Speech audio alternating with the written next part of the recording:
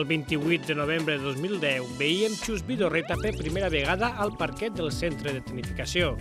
Un debut amarg, ja que el DKB Joventut guanyava en l'últim minut de partit. Després, una temporada en què l'equip va lluitar fins al final per a salvar la categoria. Una permanència que es va certificar en la jornada 32, amb una gran victòria a Granada, la novena i última de la temporada.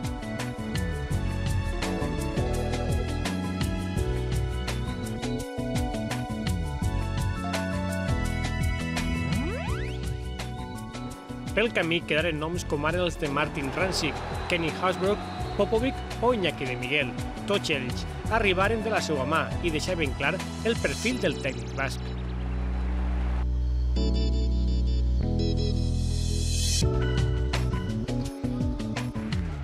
Després d'un estiu mogut, Vidorreta encapçalava un nou projecte des del principi i, de moment, l'aposta no pot anar millor. 5-3 de parcial amb l'equip en posicions de Copa del Rei.